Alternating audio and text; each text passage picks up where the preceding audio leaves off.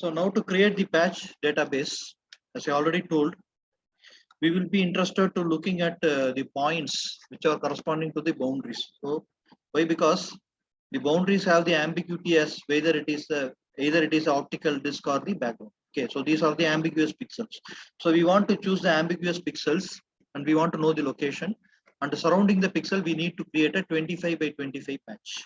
So what are the different sizes of patches we are going to create? Let me see. So the ambiguous pixels can be selected either by looking at the original image or also by looking at the label. So if this is very difficult, you can go for the label also and select the ambiguous pixel, the spatial coordinate of the ambiguous pixel.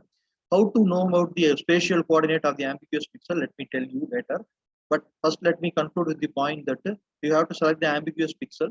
For each image, minimum 10 patches are required. So 10 ambiguous pixels you need to select. So divide this particular image into 4 quadrants. Okay. So in quadrant 1, you need to select at least 3 patches. At least 3 ambiguous pixels you need to take, surrounding which you will generate a patch. And also in quadrant 2, quadrant 3 and quadrant 4. 4 patches, 3 patches from each quadrant. So what you have to do is, the patch has to be created not only from the original image, but also from the label. The same spatial location, you need to create the patch around the label also. The same spatial coordinate, you need to create the patch in the label also. So that will be used for the supervised learning. So what is important here is, how do you name the files and where do you save it? The original image patches separately and also the label patches separately have to be saved. That is what is the process I'm going to explain.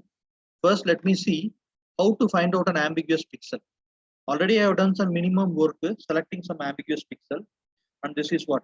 So I found that this what to say is 3 by 3 patch or 5 by 5 patch is not useful at all. Okay, so we don't have any information in a patch of size 3 by 3 or 5 by 5. Minimum we need to go for the patches of size 25 by, and that's what we are going to do now. And how to know the patch, how to know the spatial coordinate of the patch, you see. So we are coming to the MATLAB now. So we are reading an image, a Drishti GS004. One such image, an image like this is being read here. So let me execute that line alone.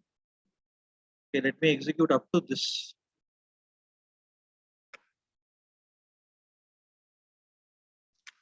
So we are reading the image, we are resizing the image. So all the images and all the labels, I'm going to resize to a size of standard size of 512 by 512.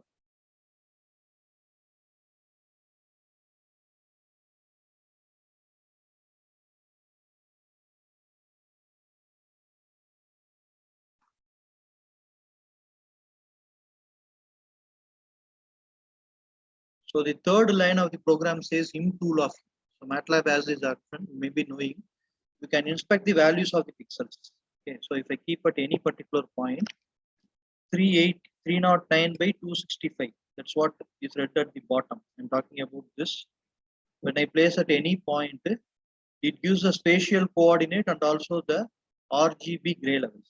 For example, this is 261 row and 308 column, and 206 is the red channel value, and 119 is the green, and 58 is the blue channel value. RGB value is being given here. And how to select the ambiguous point? Ambiguous point, take one point. Okay.